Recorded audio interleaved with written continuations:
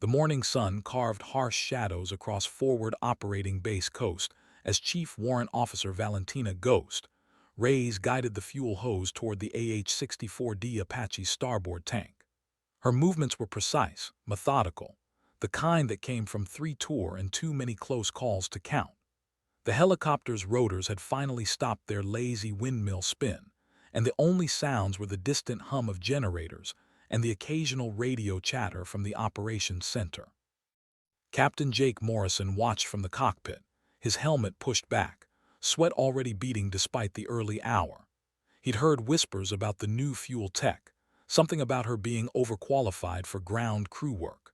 But looking at her now, bent over the fuel coupling with grease-stained coveralls and regulation-short black hair tucked under a boonie hat, she looked like every other mechanic he'd seen in 18 months of deployment. That changed when she reached up to adjust the hose connection. The sleeve of her coveralls pulled back just enough to reveal a small fabric tab sewn into her undershirt's cuff. Black and yellow, distinctive, impossible to mistake for anything else. Morrison's breath caught. A Ranger tab. Not a knockoff, not some stolen valor bullshit. The stitching was too precise, too worn from legitimate wear. His eyes tracked to her hands, knotting calluses in all the wrong places for a mechanic, but all the right places for someone who'd spent serious time behind a rifle. Her stance, too, balanced on the balls of her feet, weight distributed like someone perpetually ready to move. "Ma'am," he called down, his voice carrying a new edge of respect he hadn't intended to reveal. "That tab on your wrist, is that legitimate?" Ghost looked up, her dark eyes meeting his through the Apache's armored glass. For a moment, something flickered across her face. Not anger exactly, but the weary resignation of someone who'd answered that question too many times. She straightened, and Morrison caught a glimpse of another detail that made his chest tighten. A small scar running from her left temple to her jawline, the kind that came from shrapnel, not accidents. 75th Ranger Regiment, 3rd Battalion, she said quietly, her voice carrying the flat authority of someone who'd earned the right to speak those words. 2 deployments with them before I transferred to aviation. Morrison felt the ground shift beneath his assumptions. The woman standing beside his aircraft wasn't just some mechanic killing time until her enlistment ended. She was a Ranger-qualified aviator who'd voluntarily stepped back from flying to work ground crew. The question that burned in his throat, why would someone make that choice, died unasked when he saw the way her jaw tightened, the subtle shift in her posture that screamed boundaries. Instead, he nodded once, sharp and respectful. "Roger that, Chief. Thank you for the fuel." But as Ghost moved to disconnect the hose, Morrison's radio crackled to life, with the kind of urgent transmission that changed everything. The operations center had been monitoring Taliban radio chatter all morning, and the intercepted communications painted a picture that made every pilot's blood run cold. A convoy carrying critical medical supplies had been ambushed 15 kilometers northeast of the base. The attack was coordinated, professional, the kind that suggested foreign training and high-value targets. 3 vehicles destroyed, multiple casualties, and worst of all, the convoy's security element was pinned down in a dried riverbed with limited ammunition, and no air support immediately available. Ghost paused, her hand still on the fuel coupling, as the radio traffic increased in urgency. Morrison's co-pilot, Warrant Officer 3rd Class Danny Kim, was already running toward the aircraft with his helmet bag, having caught the emergency brief from the operations center. The Apache was one of only 2 attack helicopters on station, and the other was down for maintenance with a cracked tail rotor blade. "Ghost," Morrison called as she finished securing the fuel hose. "How long since you've flown?" She looked up at him, and for the first time since their conversation began, he saw something other than resigned professionalism in her eyes. There was a hunger there, carefully controlled but unmistakable. 6 months, sir, but not in an Apache." Morrison's mind raced. Kim was good, but he was inexperienced, barely 2 months in country and still learning the terrain. The mission they were about to fly would require someone who understood not just the aircraft systems, but the rhythms of combat, the way insurgents moved and thought. Someone who could read a battlefield from the air and make split-second decisions that meant the difference between bringing everyone home and writing condolence letters. Someone with a Ranger tab. "Chief Reyes," he said formally, his voice carrying across the flight line, "I'm requesting you as my co-pilot for this mission."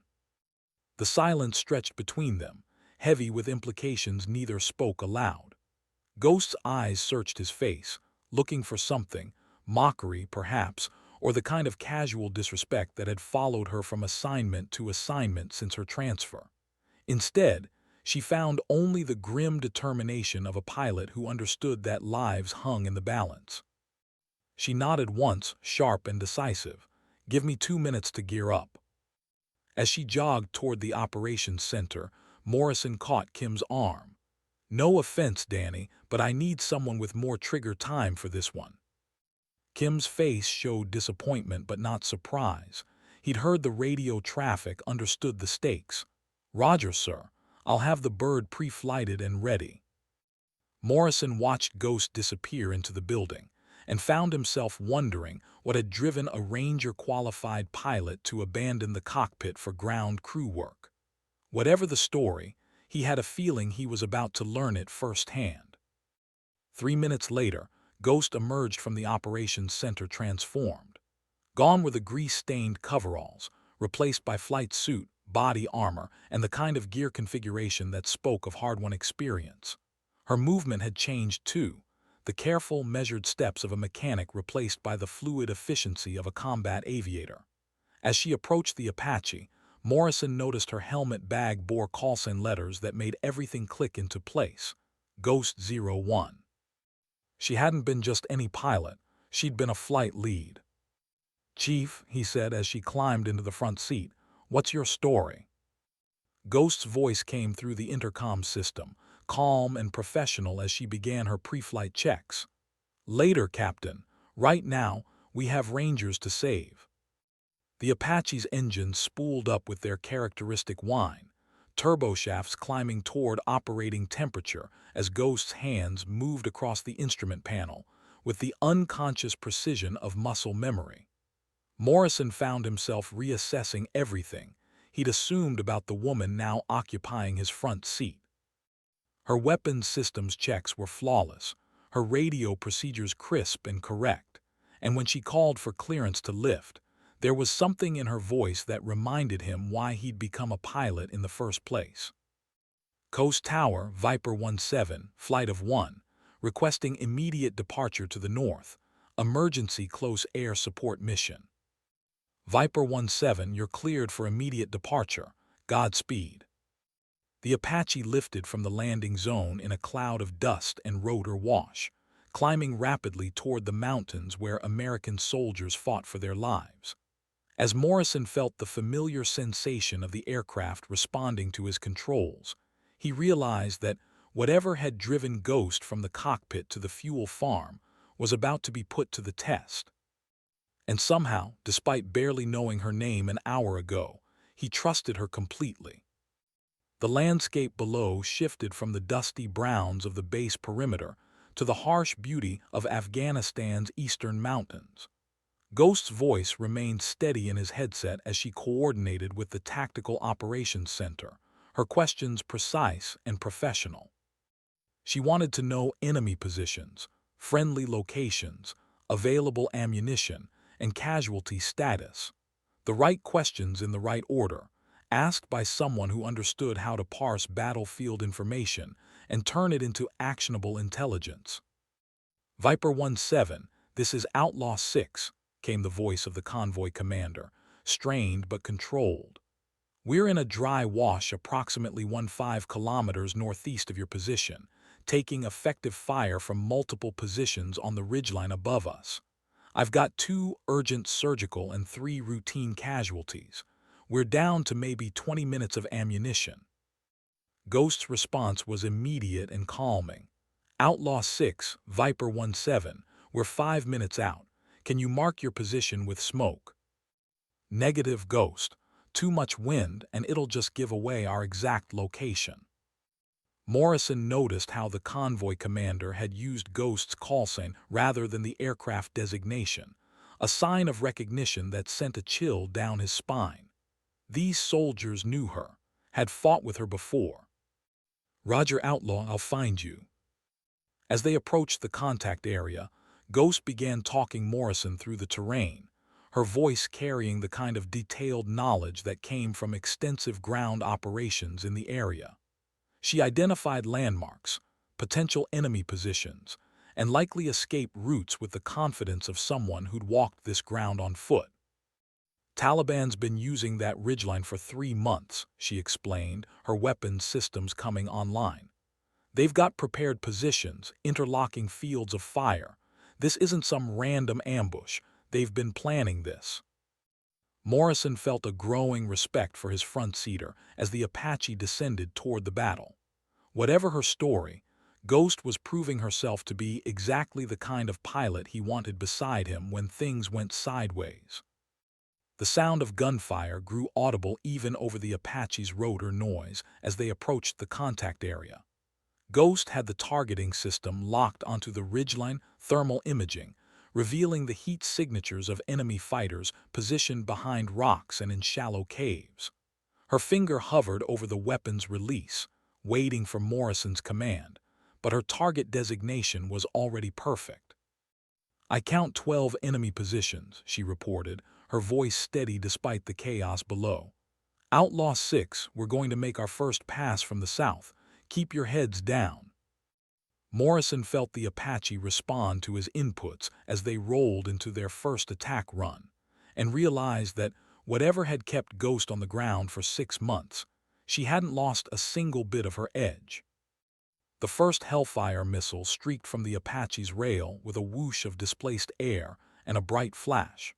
Ghost had chosen her target well, a heavy machine gun position that had been pouring fire into the convoy's position disappeared in a cloud of dust and debris. Secondary explosions suggested they'd hit an ammunition cache, and the enemy's fire slackened immediately. "Good hit," Morrison called, pulling the Apache into a climbing turn to avoid potential surface-to-air missiles. "Where next?" Ghost was already designating their second target, a cluster of fighters attempting to flank the convoy from the east. Her movements were economical, professional, deadly. 2 o'clock, behind that boulder formation, 3 fighters with RPGs. The Apache's 30 chain gun spoke with its distinctive buzzsaw roar, sending a stream of high-explosive rounds into the target area. Through his targeting pod, Morrison watched the enemy position disintegrate under the withering fire and felt a savage satisfaction at the sight. For 15 minutes, Ghost directed their attack with the precision of a surgeon and the ruthlessness of someone who'd seen too many good soldiers die. She identified targets, coordinated with the ground commander, and managed their ammunition expenditure like someone who understood that every round had to count. By the time they'd expended their last Hellfire, the ridgeline had fallen silent. "Outlaw 6, Viper 17. Area appears secure. How do you read?" "Viper, Outlaw, you just saved our lives. Enemy positions are neutralized. We're moving to extract our casualties now." As Morrison flew the Apache in lazy circles above the convoy, providing overwatch while the soldiers collected their wounded and prepared to move, he found himself studying the woman in his front seat. Ghost had performed flawlessly under pressure, demonstrating the kind of combat experience that took years to develop. Her tactical awareness, her weapons employment, her communication skills, everything marked her as an exceptional aviator, which made her presence on ground crew even more mysterious. "Ghost," he said finally, as they watched the convoy begin its movement back toward base, "I need to ask why I'm not flying." Her voice carried a note of resignation. "It's complicated, Captain." Morrison sensed the weight of untold stories in those words, but before he could respond, their radio crackled with a new emergency transmission. A second convoy, carrying critical supplies to an isolated outpost, had broken down just 5 kilometers from known enemy positions. They needed immediate escort to prevent another ambush. Ghost was already adjusting their flight path before Morrison could respond. Viper 17 copies, en route. As they flew toward their second mission of the day, Morrison realized that whatever had grounded Ghost 6 months ago, today was proving that she belonged in the sky, and he had every intention of making sure she stayed there.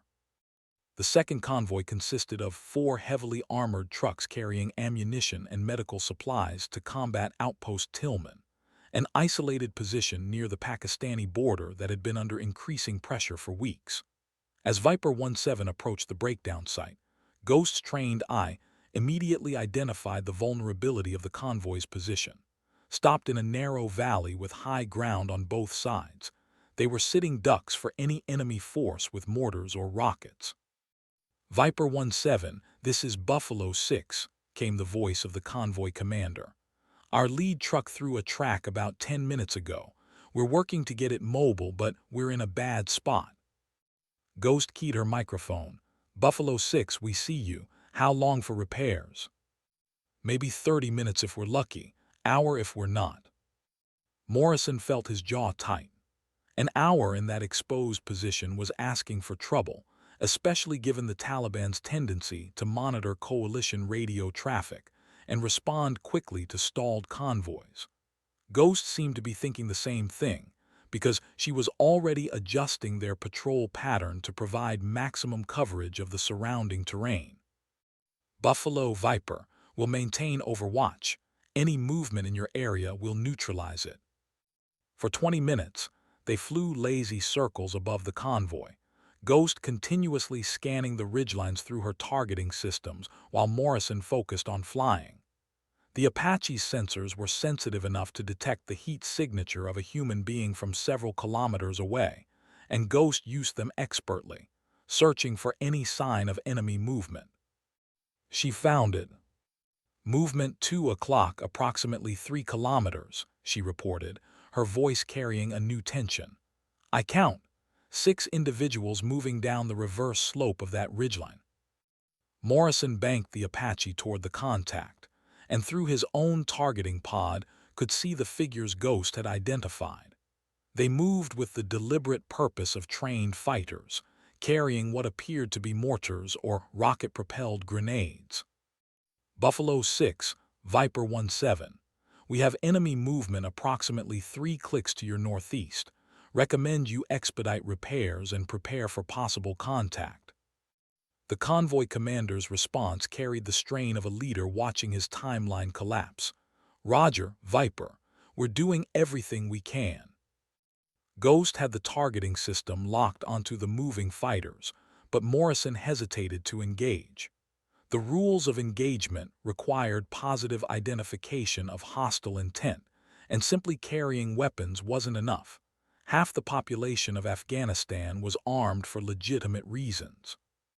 That changed when the enemy fighters reached a predetermined position and began setting up what was clearly a mortar tube. Hostile intent confirmed, Ghost announced, engaging. The Apache's chain gun spoke again, and Morrison watched through the thermal imaging as their rounds impacted around the enemy position. The mortar team scattered, but Ghost tracked them expertly, her fire precise and economical. Within seconds, the threat was neutralized. Good shooting, Morrison said, impressed despite himself with Ghost's target engagement skills. Buffalo 6, area secure. How are those repairs coming? Viper Buffalo, we're buttoned up and ready to move. Thanks for the cover. As they escorted the convoy through the remainder of its journey, Morrison found his respect for Ghost growing with each professional decision she made. She wasn't just a competent pilot, she was exceptional, which made her assignment to ground crew even more puzzling. By the time they returned to base, Morrison had made a decision that would change both their careers forever. After shutdown, as Ghost climbed out of the Apache and began her post-flight inspection with the same methodical precision she'd shown as ground crew, Morrison caught her arm gently. "Chief, we need to talk." She looked up at him, wariness flickering in her dark eyes. "Captain." "That was some of the finest flying I've ever seen," he said simply. "Whatever reason you had for stepping away from aviation, I think it's time to reconsider." Ghost's jaw tightened almost imperceptibly. "With respect, sir, you don't know what you're talking about." Morrison studied her face, nodding the way she'd unconsciously stepped back, creating distance between them. The defensive posture of someone who'd been hurt before, probably by well-meaning officers who'd made assumptions about what was best for her career. "Maybe not," he conceded. "But I know what I saw up there today. I know how you handled yourself under fire, how you managed our weapons systems, how you talked to those guys on the ground like you'd been flying close air support your whole career." "I have been," Ghost said quietly, "before I transferred to ground crew." "Then why the hell are you wasting your talents refueling helicopters?" The question hung between them like a challenge, and for a moment Morrison thought she was going to walk away without answering. Instead, she surprised him by meeting his eyes directly. "Because the last time I was someone's co-pilot, Captain, I got him killed." The words hit Morrison like a physical blow, and suddenly everything about Ghost's demeanor made sense. The careful distance she maintained, the wariness in her eyes when officers tried to be friendly, the way she'd stepped back from flying despite clearly being born for it. "Ghost." "Chief Warrant Officer Marcus Webb," she continued, her voice steady but carrying undertones of pain that Morrison recognized from his own worst memories. 2 years flying together. Best pilot I ever knew and one of the best friends I ever had. He died because I made a mistake, and I've been trying to figure out how to live with that ever since. Morrison felt the weight of her confession settle between them. Every aviator had close calls, moments when split-second decisions meant the difference between coming home and becoming a memorial service. But living with the knowledge that your mistake had cost someone their life, that was a burden that broke some pilots completely.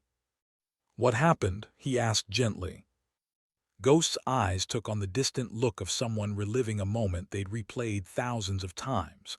"We were providing close air support for a reconnaissance mission near Kandahar. Intelligence said the area was clear, but we started taking fire from a compound we hadn't been briefed on. Marcus wanted to abort, said something felt wrong about the whole situation." She paused and Morrison could see her hands trembling slightly. "I convinced him to stay, said we couldn't abandon the ground team, that we could handle whatever the enemy threw at us. We'd done it a dozen times before. But this time was different. This time they had a surface-to-air missile system we didn't know about." Ghost's voice dropped to barely above a whisper. "Chinese-made, sophisticated guidance system. Our countermeasures couldn't shake it." Morrison felt his chest tighten as he began to understand the weight Ghost had been carrying. "The missile hit you." "Hit the tail rotor. Marcus fought to control the aircraft, almost had it stabilized. We were maybe 50 feet off the ground when the controls locked up completely." She looked directly at Morrison, and he saw tears threatening at the corners of her eyes. He could have auto-rotated, maybe walked away from it. Instead, he used the last few seconds to swing the nose away from a school. The silence stretched between them as Morrison processed what she'd told him. A pilot's final act of heroism, saving civilians at the cost of his own life, and his co-pilot forced to live with the knowledge that her decision had put them in that position. "Ghost," he said finally, "that wasn't your fault." "Wasn't it?" Her voice carried the bitter edge of someone who'd had this argument with herself countless times. "I was the senior aviator.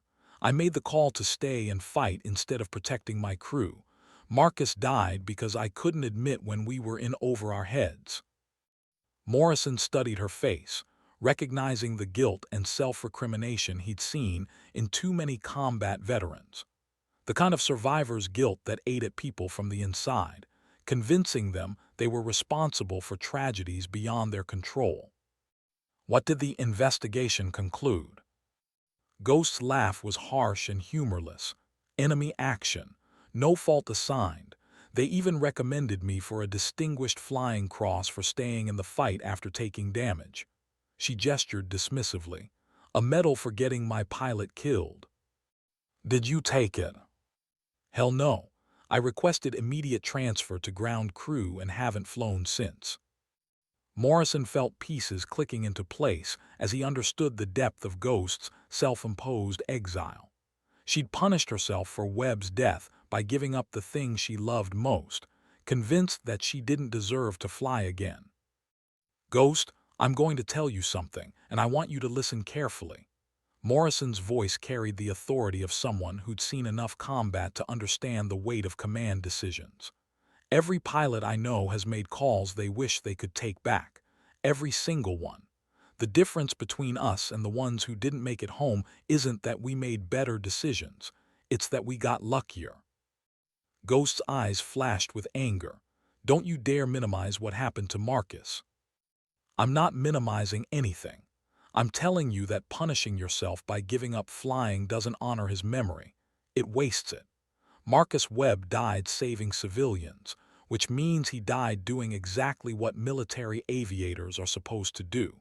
You think he'd want you to spend the rest of your career feeling sorry for yourself? The question hung in the air like a physical challenge, and Morrison could see Ghost wrestling with emotions she'd kept buried for months.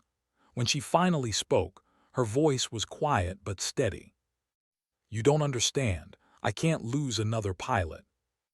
Then don't fly with another pilot, Morrison said simply. Fly with me. Ghost looked at him as if he'd lost his mind. Captain, you barely know me. I know enough. I know you saved lives today. I know you flew that aircraft like you were born to it. I know Marcus Webb trained you well, and that throwing away everything he taught you isn't going to bring him back. Morrison paused, choosing his next words carefully. I also know that if I'm going to keep flying combat missions in this hellhole, I want the best co-pilot I can get, and after today, that's you. Ghost stared at him for a long moment, and Morrison could see the war being fought behind her eyes, grief and guilt battling against the undeniable truth that she belonged in the cockpit. Finally, she shook her head. I can't, Captain. I'm sorry, but I can't. She turned to walk away, but Morrison's voice stopped her. Ghost, what was Marcus's call sign? She turned back, confusion flickering across her face. What? His call sign, what did they call him? Reaper, she said quietly. His call sign was Reaper. Morrison nodded slowly. And he called you Ghost because you had a talent for appearing and disappearing without the enemy ever knowing you were there. Am I right? Ghost's eyes widened slightly, and Morrison knew he'd guessed correctly. You were a team, Reaper and Ghost, watching each other's backs, bringing everyone home. That's what partners do. They trust each other completely, even when things go sideways. Morrison stepped closer, his voice intense but not unkind. Marcus trusted you enough to fly into combat with you for 2 years. Don't you think you owe it to his memory to trust yourself that much? For a moment, Morrison thought she was going to break down completely. Her hands were shaking, and he could see tears threatening at the corners of her eyes. But when she spoke, her voice was steady. If I fly with you and something happens, then it happens. That's the job, Ghost. We both knew that when we signed up. Morrison's voice carried the calm certainty of someone who'd made peace with the inherent dangers of combat aviation. But hiding on the ground crew isn't going to keep anyone safe. It's just going to waste the skills Marcus helped you develop. Ghost was quiet for so long that Morrison began to think she was going to walk away without answering. When she finally spoke, her words were so quiet he almost missed them. I'll think about it.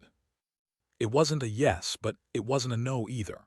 And after watching Ghost fly that morning, Morrison was willing to be patient. That's all I ask, he said. But don't think too long. We're flying again tomorrow, and I'd rather have you in the front seat than anyone else. As Ghost walked away toward the enlisted quarters, Morrison found himself hoping that somewhere Marcus Reaper Webb would approve of his partner learning to fly again. Because after one mission together, Morrison was convinced that Ghost was exactly the kind of aviator the war needed: competent, careful, and utterly committed to bringing everyone home, even if she didn't believe it herself yet. That evening, Morrison found himself in the officers' club nursing a beer and thinking about the conversation with Ghost. The more he replayed the day's events, the more convinced he became that she belonged in the cockpit. Her tactical awareness, her weapons employment, her ability to remain calm under pressure, all of it marked her as an exceptional aviator who was wasting her talents on ground crew work. Major Patricia Hawk Sanders, the aviation unit's operations officer, slid into the seat across from him with her own beer and a knowing smile. "I heard you flew with our mysterious fuel specialist today." Morrison looked up surprised. News travels fast. In a unit this size, Morrison, everyone knows everything within an hour. The question is why you requested someone with no current flight status as your co-pilot for a combat mission. Morrison studied Hawk's face, nodding the subtle test in her question. As operations officer, she was responsible for flight assignments and crew qualifications, which meant she had to have known about Ghost's background when she approved the mission pairing. "You knew who she was when you let me take her up there." Hawk's smile widened. Chief Warrant Officer Valentina Reyes, Ranger School graduate, former flight lead with the 160th Special Operations Aviation Regiment, 147 combat missions with 0 aircraft losses, recommended for the Distinguished Flying Cross after her aircraft was shot down during a close air support mission near Kandahar. Morrison felt his eyebrows rise. The 160th, she was a night stalker, one of the best they ever trained, until she requested immediate transfer to conventional aviation and then to ground crew. Hawk's expression grew more serious. Her pilot, Marcus Webb, died in the crash that got her the DFC recommendation. Word is she blamed herself. "She told me about Webb," Morrison said quietly. "She thinks she got him killed." "And what do you think?" Morrison considered the question, remembering Ghost's performance during their mission. Her tactical decisions had been flawless, her weapons employment precise, her communication clear and professional. Nothing he'd seen suggested someone whose judgment was compromised by guilt or self-doubt. "I think she's one of the best pilots I've ever flown with, and she's wasting her talents because she can't forgive herself for something that wasn't her fault." Hawk nodded approvingly. "That's what I was hoping you'd say, because I'm about to make you an offer." Morrison leaned forward, intrigued. "Our unit is short 2 qualified co-pilots, and we're getting taskings that require experienced crews. I need Ghost back in the cockpit, but she has to want to be there. She's turned down 3 different flight commanders who have tried to get her reassigned." "What makes you think I'll be any different?" "Because you didn't try to reassign her. You flew with her, let her prove to herself that she still has what it takes, and then asked her to choose. That's exactly the approach someone with her psychological profile needs." Morrison studied Hawk's face, beginning to understand that this conversation was as much a test of his leadership potential as it was about Ghost's return to flight status. "You want me to be her flight commander. I want you to be her partner, long-term. If she agrees to return to flight status, I'm pairing you two as a permanent crew. Same aircraft, same missions, same responsibility for each other's lives." The weight of what Hawk was proposing settled on Morrison like a physical presence. Flying as a permanent crew meant developing the kind of trust and communication that took months to build, the ability to anticipate each other's actions and reactions in high-stress situations. It meant being responsible not just for mission success, but for each other's survival. "What if she says no?" Hawk's expression grew grim. "Then we keep flying short-handed and hope nobody dies because we don't have enough experienced crews. But I don't think she'll say no, not if you ask her the right way." Morrison finished his beer, thinking about Ghost's reaction when he'd mentioned Marcus Webb's call sign. The pain in her eyes when she talked about her pilot's death, but also the unmistakable hunger he'd seen when she'd climbed into the Apache's front seat. What would you consider the right way? Stop trying to convince her she's not responsible for Webb's death. She's too smart to buy that, and it just makes her feel like you don't understand the weight of command decisions. Hawk leaned forward, her voice intense. Instead, convince her that Marcus Webb trained her to be the kind of pilot who doesn't make the same mistake twice. Morrison felt something click into place as he understood what Hawk was suggesting. Ghost didn't need absolution. She needed purpose.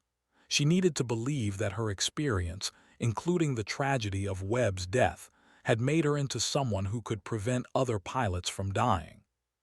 You want me to give her a reason to fly that has nothing to do with letting go of the past.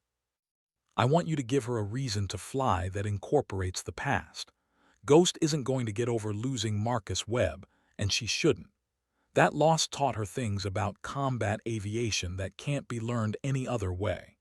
The question is whether she's going to use those lessons to save lives or waste them feeling sorry for herself. Morrison nodded slowly, beginning to see the path forward. I need to talk to her again. Tomorrow, after you've both had time to think about today's mission. Hawk stood, finishing her beer. But Morrison, if you're going to do this, you need to understand what you're signing up for. Ghost is brilliant, but she's also damaged. Flying with her means accepting that she's always going to carry Webb's death with her, and sometimes that's going to affect her judgment. In what way? She's going to be overly cautious about putting other aircraft at risk. She's going to question every tactical decision that might endanger ground troops. She's going to second-guess herself in situations where hesitation could get people killed. Hawk's expression was serious but not unsympathetic. The flip side is that she's going to be more aware of threats, more careful about mission planning, and more committed to bringing everyone home than any co-pilot you'll ever fly with. Morrison considered this, thinking about the way Ghost had handled their weapons employment during the morning's mission. Her target selection had been precise, economical, and utterly focused on eliminating threats to friendly forces. Nothing reckless or excessive, just professional competence applied with surgical precision. I can work with that. Good, because if you can get her back in the cockpit permanently, you'll have one of the best co-pilots in theater. And based on what I heard about today's mission, you two might just be exactly what this unit needs. As Hawk walked away, Morrison found himself staring at his empty beer bottle and thinking about the weight of partnership in combat aviation. Flying together meant more than just sharing an aircraft. It meant trusting someone else with your life every time you took off, knowing that their decisions and reactions could mean the difference between coming home and becoming a memory.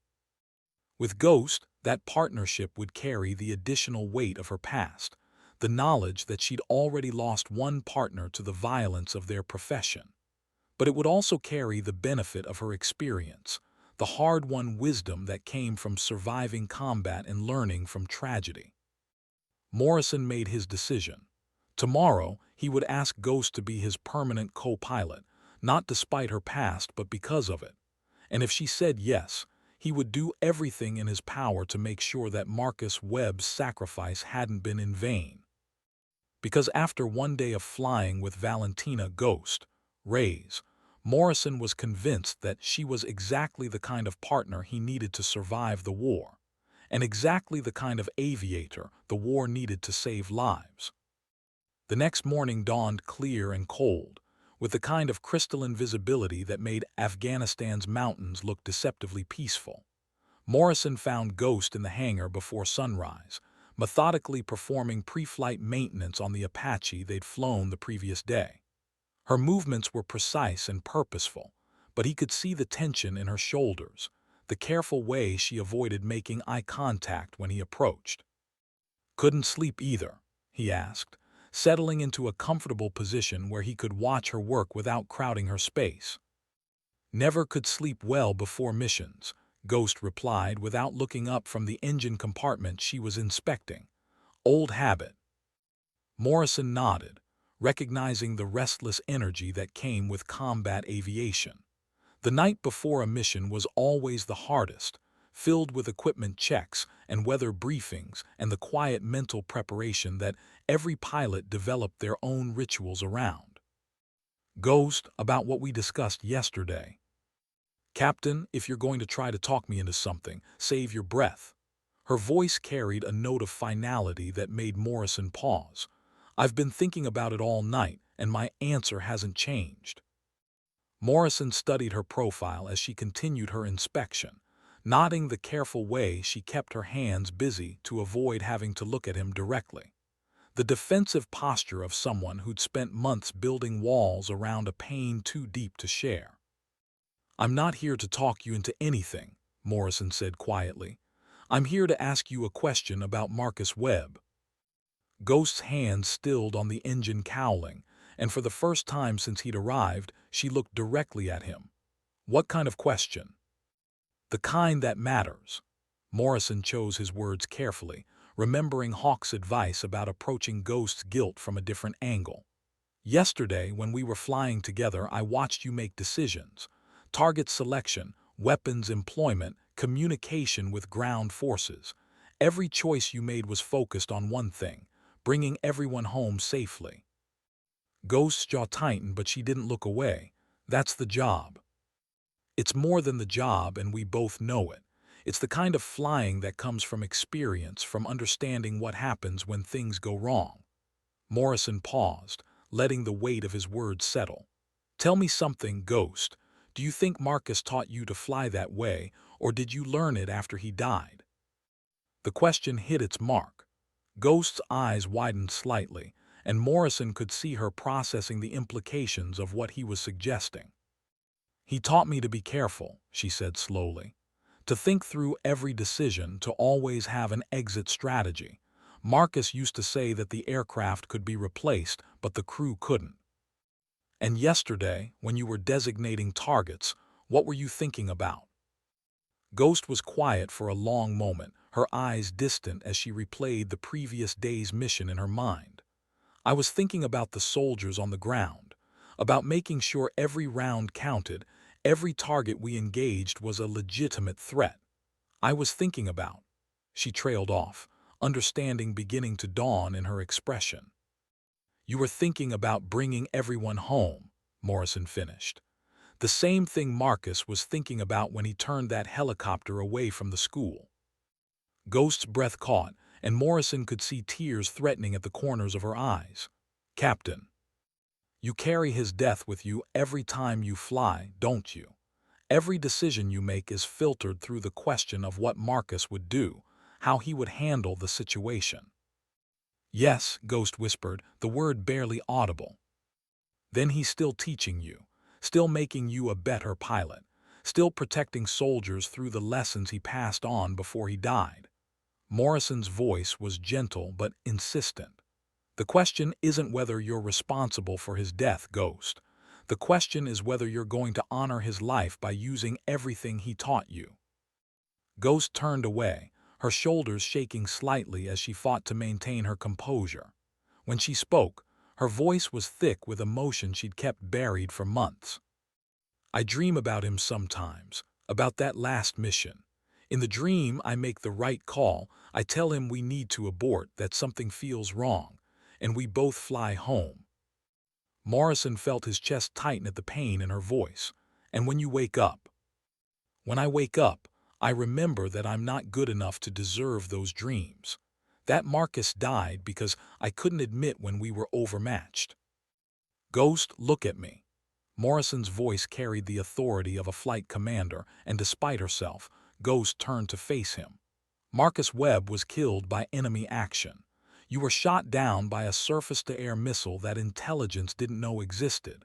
There was no way to predict it, no way to prepare for it, no tactical decision you could have made that would have changed the outcome.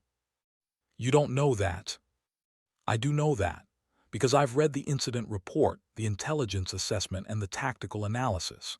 The mission was planned correctly, executed professionally, and failed because the enemy had capabilities we didn't know about. Morrison stepped closer, his voice intense but compassionate. But here's what the reports can't capture. Marcus Webb spent his final seconds saving civilian lives. He died as a hero, doing exactly what military aviators are trained to do. Ghost's tears were flowing freely now, months of suppressed grief finally finding release. He was the best pilot I ever knew. Then honor him by being the kind of pilot he trained you to be. Don't waste everything he taught you because you can't forgive yourself for surviving. For several minutes, they stood in silence while Ghost wrestled with emotions she'd kept locked away since Webb's death. Morrison could see the internal battle being fought, grief and guilt warring against the undeniable truth that her skills were needed, that other soldiers' lives hung in the balance. When she finally spoke, her voice was steadier than he'd expected. "If I agree to fly with you, it can't be about forgetting Marcus or pretending his death doesn't matter. It's not about forgetting anything. It's about remembering why he flew in the first place." Ghost nodded slowly, and Morrison could see something shifting in her expression. Not the elimination of pain, but the acceptance of purpose despite pain. "I'll need time to get current again. Simulator time, proficiency flights, weapons qualifications." Morrison felt a surge of hope at her words. Major Sanders has already arranged for accelerated recertification. 2 weeks of intensive training, and you'll be back to full flight status. Ghost almost smiled at that. "You were pretty confident I'd say yes." "I was confident that Marcus Webb trained you too well to waste your talents forever." They were interrupted by the arrival of Warrant Officer Kim, carrying his flight gear, and looking surprised to see them both in the hangar so early. "Sir, are we flying today?" Morrison looked at Ghost, seeing something in her eyes he hadn't seen the day before, determination mixed with the faintest hint of anticipation. "Kim, you're grounded today. Chief Reyes will be flying as my co-pilot for the foreseeable future." Kim's face showed confusion, then understanding as he recognized the significance of what Morrison was saying. "Roger, sir. Ma'am, it's good to have you back in the cockpit."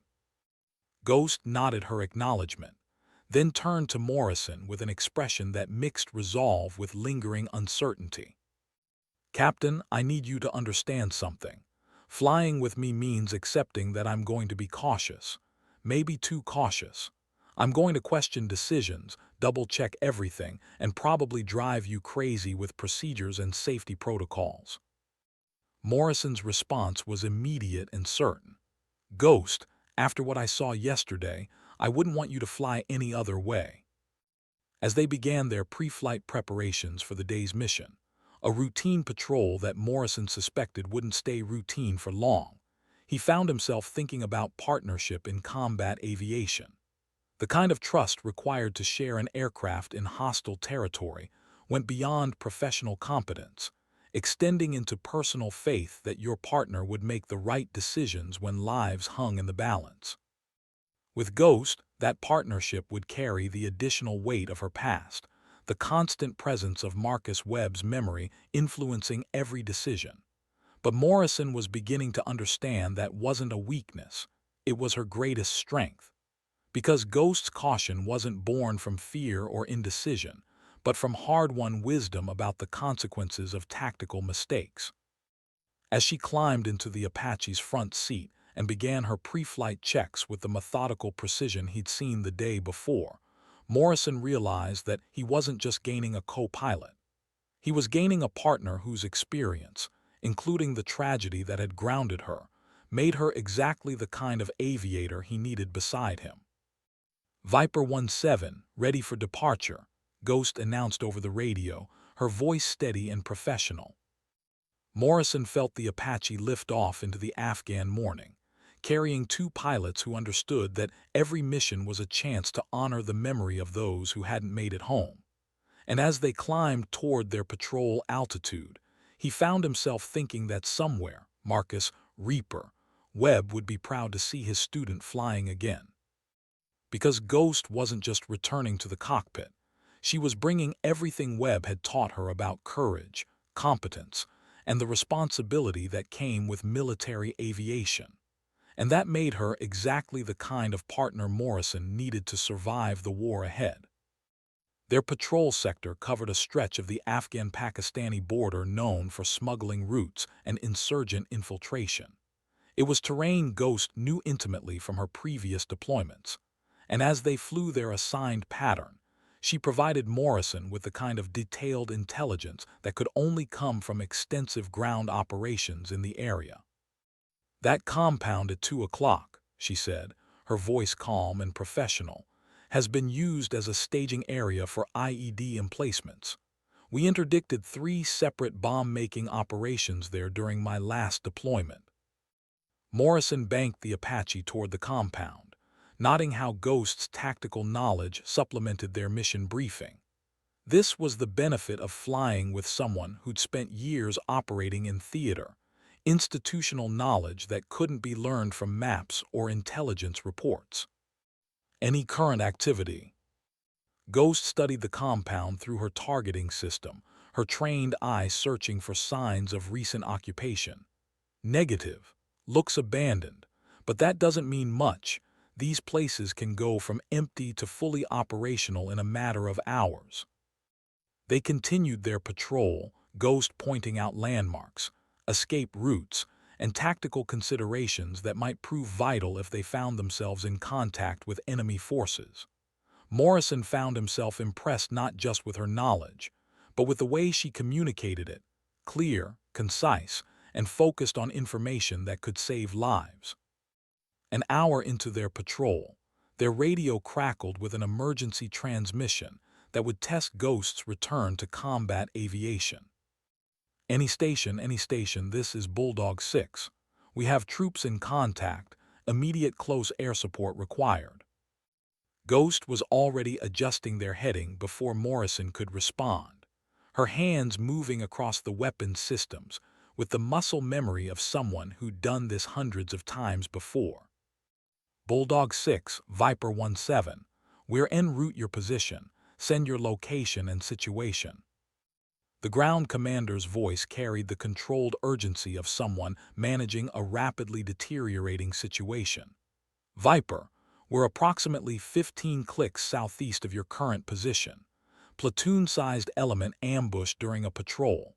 We're taking effective fire from multiple positions and have casualties."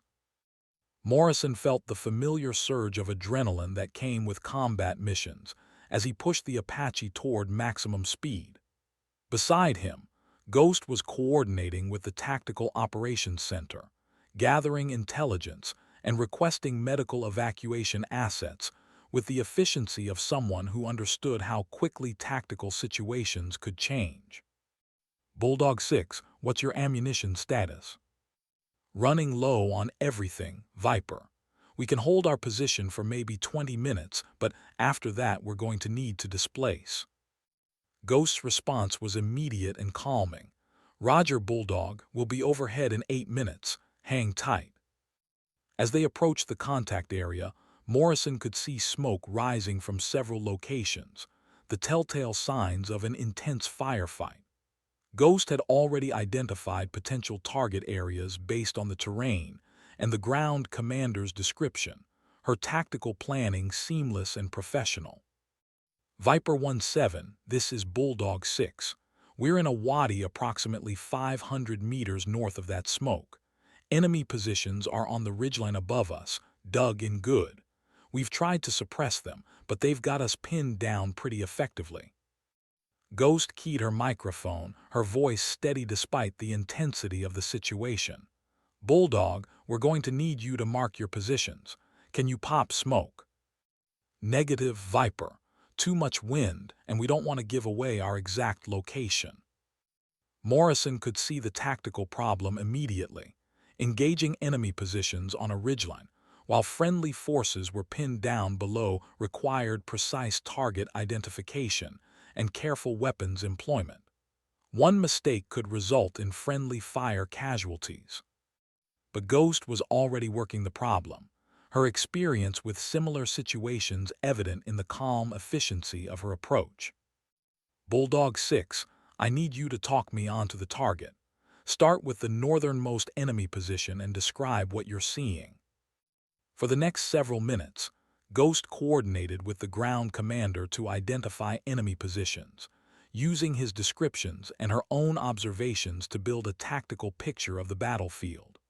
Morrison watched her work with growing respect, noting how she cross-referenced multiple sources of information to ensure target accuracy. "I've got eyes on 3 enemy positions," she finally announced. "Bulldog 6, confirm you're in the wadi with the dry stream bed running east-west." "Confirmed, Viper, that's our position." Ghost designated their first target, a heavy machine gun position that had been pouring fire into the friendly position. Her weapons employment was precise and economical, designed to neutralize the threat while minimizing collateral damage. "Bulldog heads down, danger close." The Hellfire missile streaked from the Apache's rail with deadly accuracy, impacting directly on the enemy position and eliminating the immediate threat to the ground forces.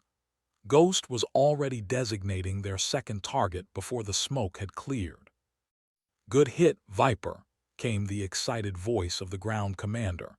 "That machine gun was giving us hell. Can you take out the position at the southeast corner of the ridgeline?"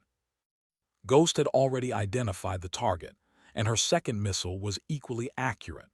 Within minutes, she had systematically eliminated the enemy positions that had pinned down the friendly patrol, her weapons employment demonstrating the kind of tactical precision that saved lives. "Bulldog 6 area appears secure. How do you read?" "Viper Bulldog, outstanding shooting. Enemy positions are neutralized. We're moving to extract our casualties now." As Morrison flew overwatch while the ground forces collected their wounded and prepared to move, he found himself studying Ghost's performance during the engagement. Her target identification had been flawless, her weapons employment precise, and her coordination with ground forces professional and effective. Most importantly, she had shown none of the hesitation or second-guessing that might have been expected from someone returning to combat aviation after a traumatic experience. Instead, she had demonstrated the kind of tactical competence that came from years of experience and hard-won wisdom.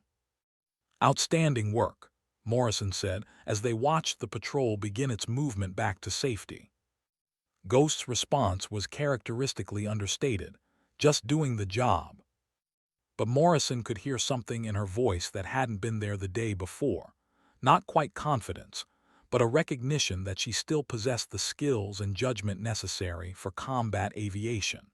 The beginning of belief in herself that Morrison hoped would grow with each successful mission.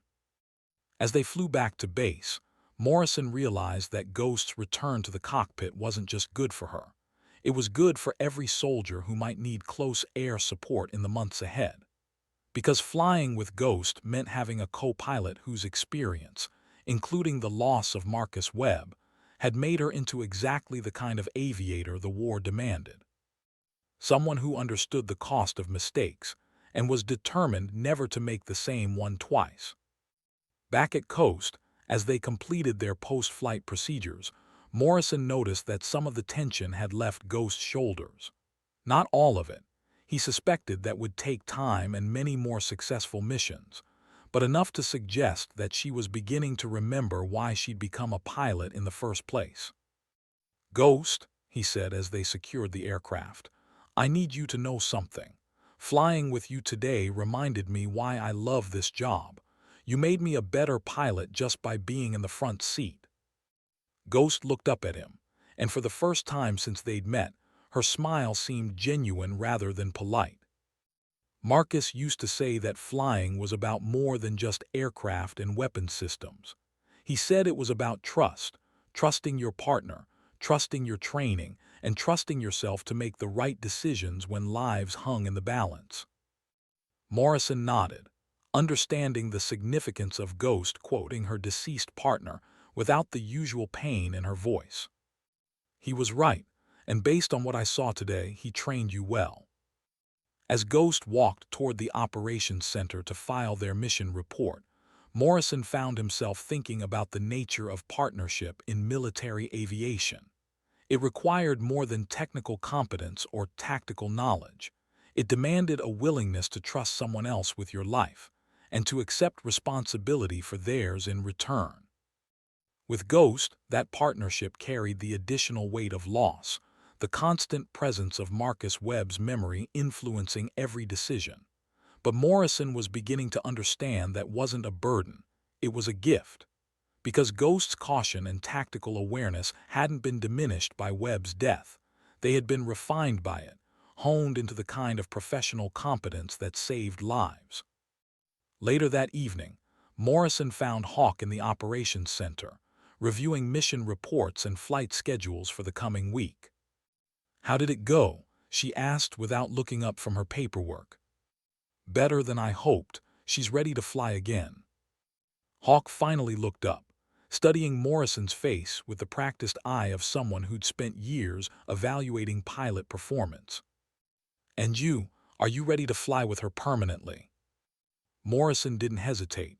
"She's the best co-pilot I've ever flown with. I want her on every mission." Hawk's smile was knowing and satisfied. "Then it's official. You and Ghost are now a permanent crew.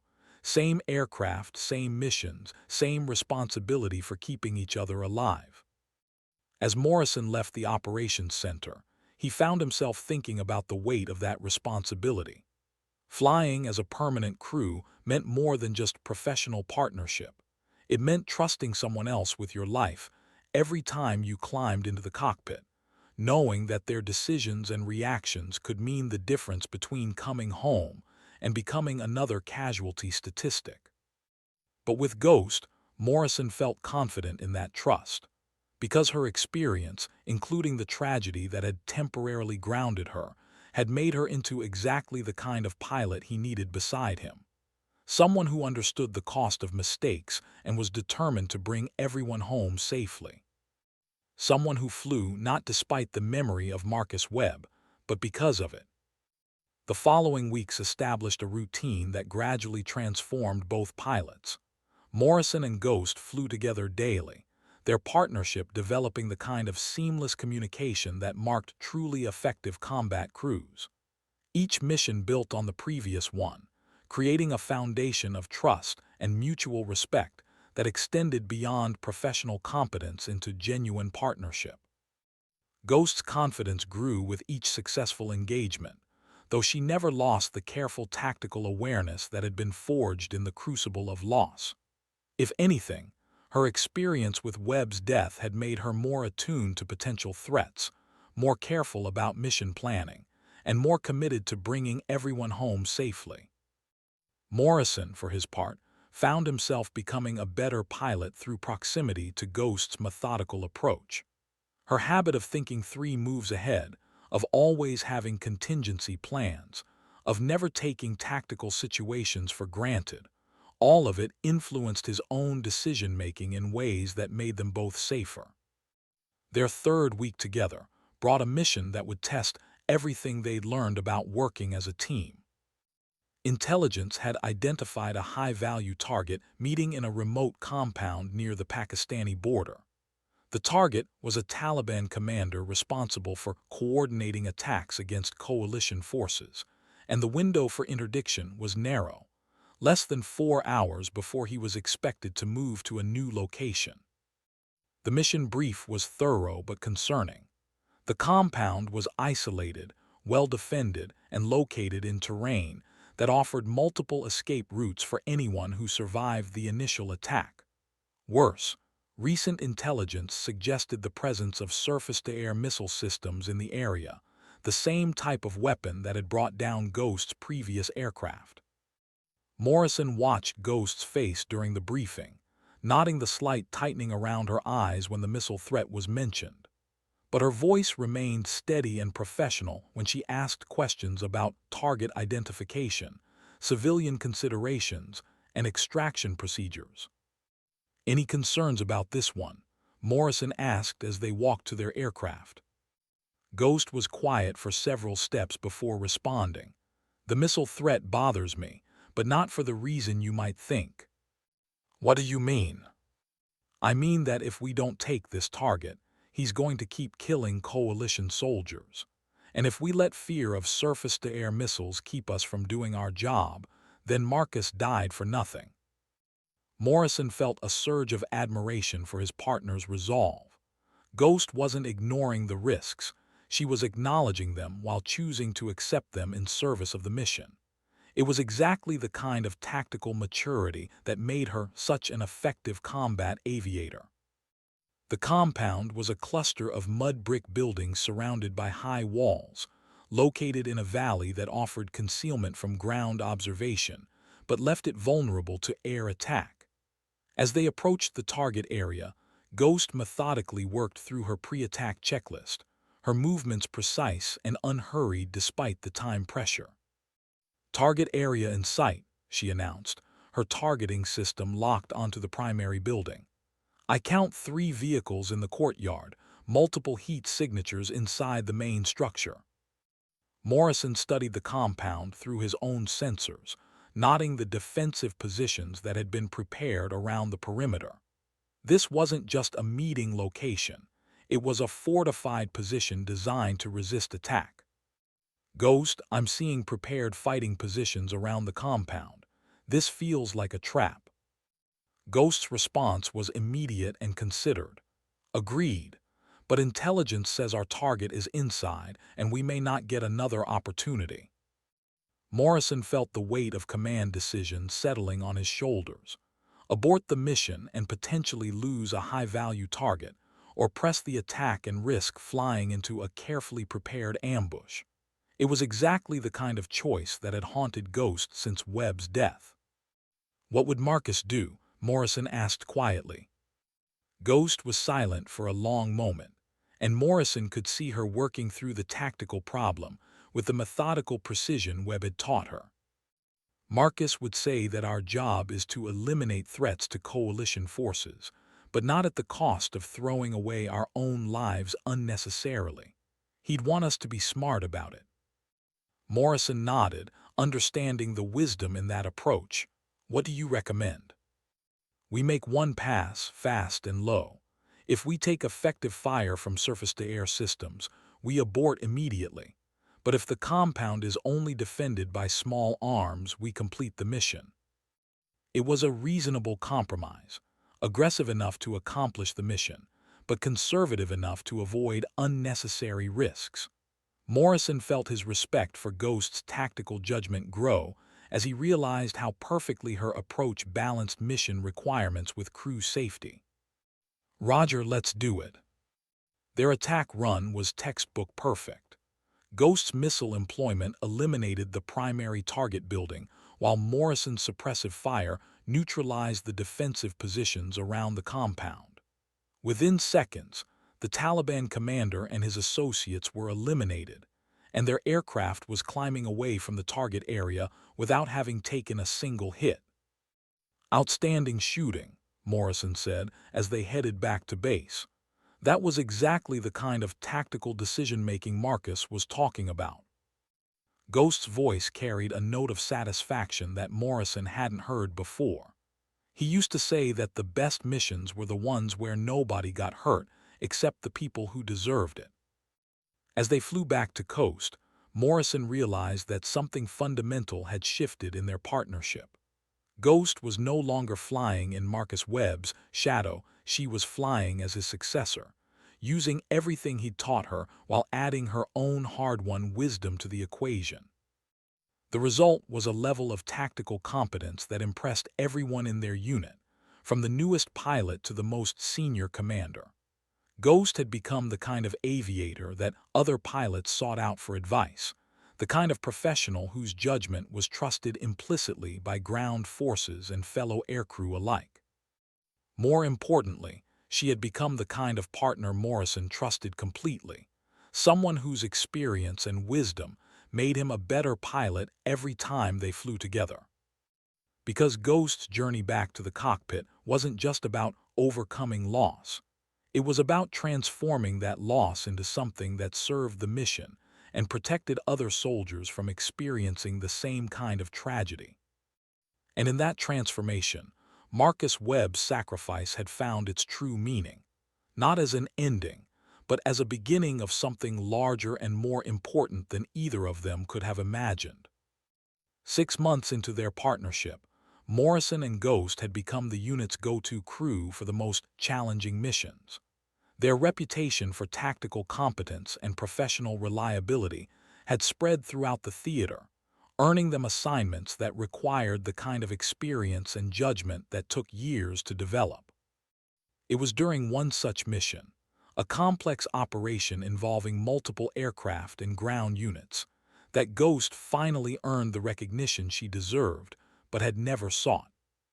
The mission was a coordinated assault on a Taliban stronghold that had been disrupting supply convoys for months.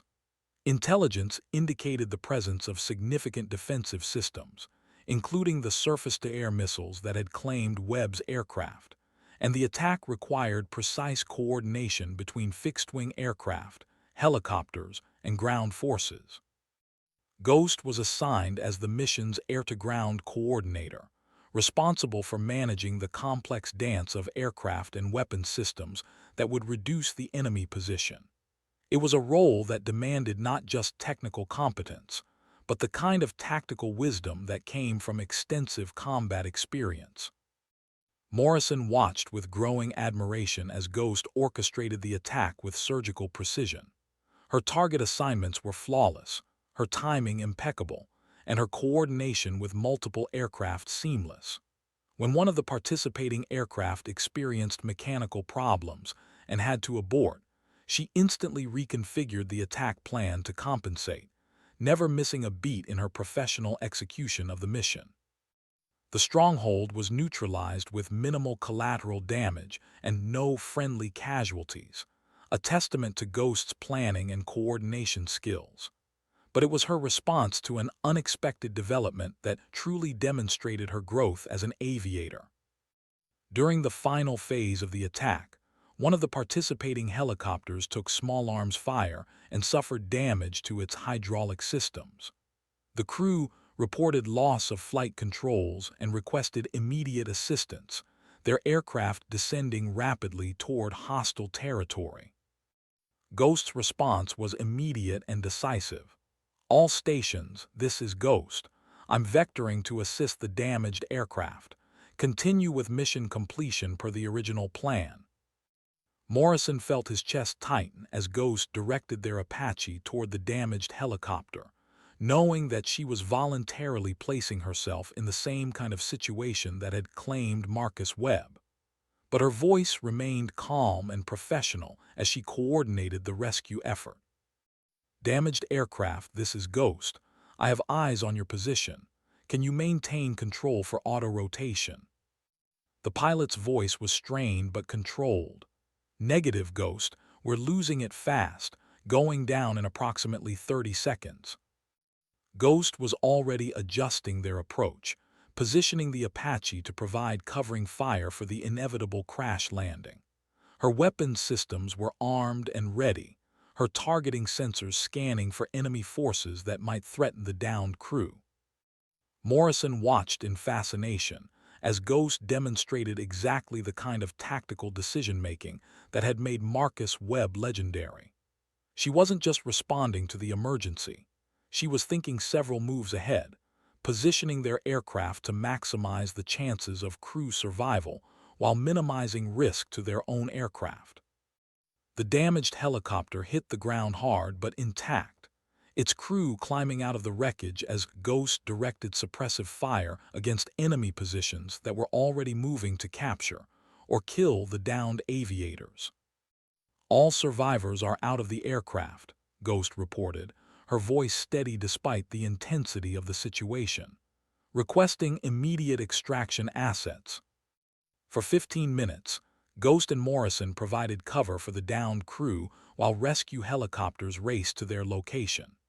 Ghost's tactical management of the situation was flawless. She coordinated with multiple aircraft, directed fire support, and maintained constant communication with the ground crew to ensure their survival. When the rescue helicopters finally extracted the downed aviators, Ghost's voice carried a note of satisfaction that Morrison had rarely heard. "All personnel recovered safely. Mission complete.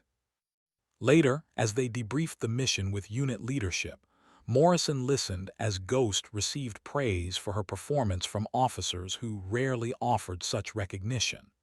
But it was the comment from the rescued pilot that meant the most. "Ma'am, I don't know who you are, but you saved our lives today. That was some of the finest combat aviation I've ever seen." Ghost's response was characteristically modest, just doing the job. But Morrison could see something in her eyes that hadn't been there 6 months earlier. Not just confidence, but peace. The knowledge that she had used everything Marcus Webb had taught her to save lives, to prevent other aviators from experiencing the kind of loss she had endured. In that moment, Morrison realized that Ghost's journey back to the cockpit was complete. She was no longer Marcus Webb's student or survivor. She was Ghost, one of the finest combat aviators in theater, using her hard-won wisdom to protect others and serve the mission. And somewhere Morrison was certain, Marcus Reaper, Webb was proud of what his partner had become. The recognition came 3 weeks later, during a ceremony that Ghost tried unsuccessfully to avoid. The Distinguished Flying Cross she had refused after Webb's death was joined by a new award, the Silver Star for her actions during the rescue mission. As the unit commander pinned the medals to her chest, Morrison watched Ghost's face, nodding the mix of pride and lingering sadness that marked all her achievements. She would always carry Marcus Webb's memory with her, but now it was a source of strength rather than guilt. "Chief Warrant Officer Reyes," the commander said formally, "your actions during the rescue operation exemplify the highest traditions of military aviation. Your tactical competence, courage under fire, and dedication to fellow aviators serve as an inspiration to everyone in this unit."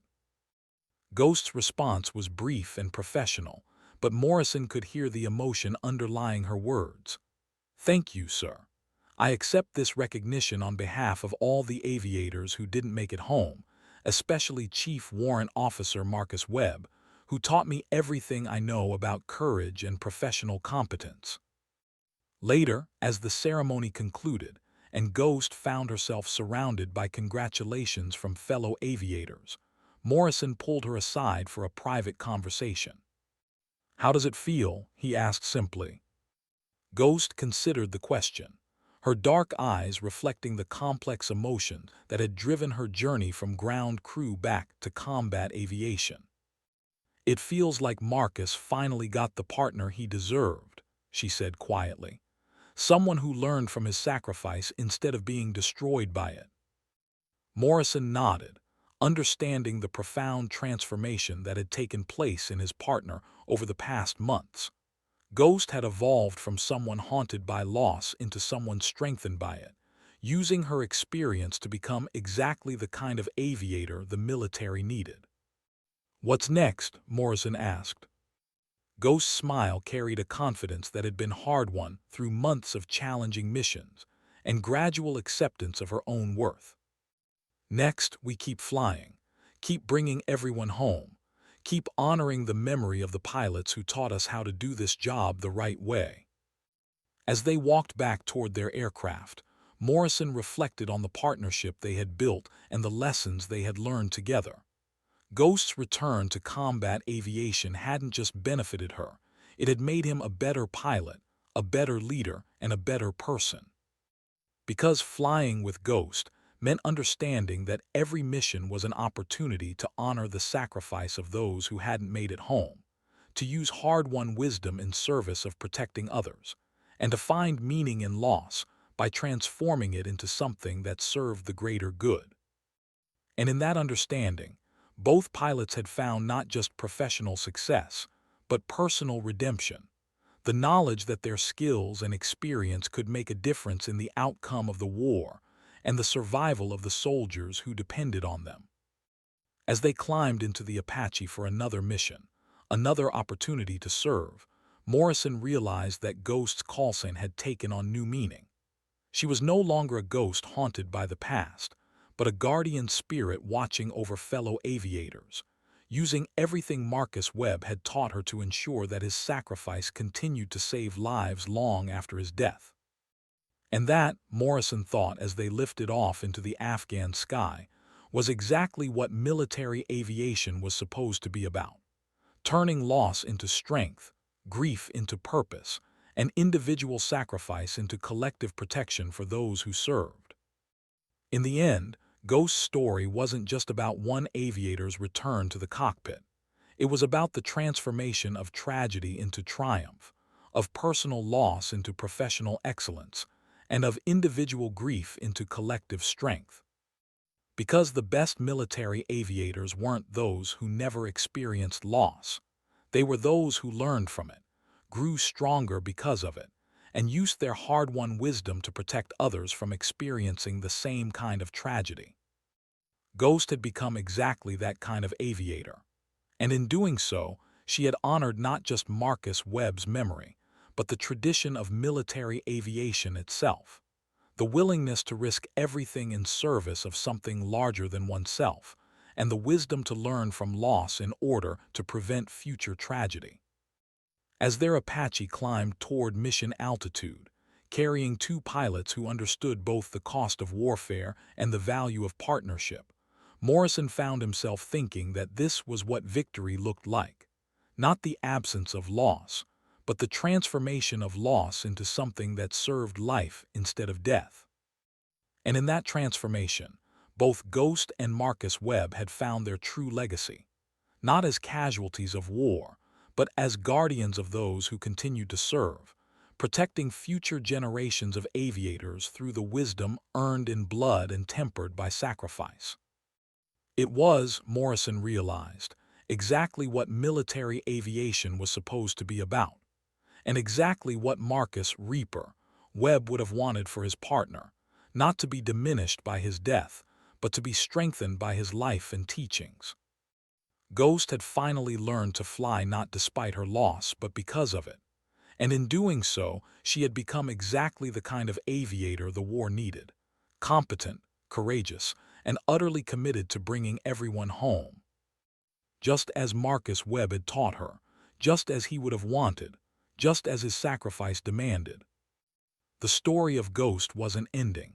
It was just beginning. And somewhere in the vast Afghan sky, two pilots flew together in partnership, carrying forward the legacy of all who had served before them and protecting all who would serve after. Because that was what military aviation was truly about. Not individual glory or personal recognition, but collective service in defense of something larger than oneself. The willingness to risk everything so that others might live, and the wisdom to learn from sacrifice so that future tragedy might be prevented. In Ghost's return to the cockpit, that tradition lived on, and in her partnership with Morrison, it found its fullest expression. Two aviators working together, trusting each other completely, and using their combined skills to serve something greater than themselves. It was, Morrison thought as they headed toward another mission, another chance to make a difference, exactly what Marcus Webb would have wanted, and exactly what Ghost deserved, not absolution for surviving but purpose in living.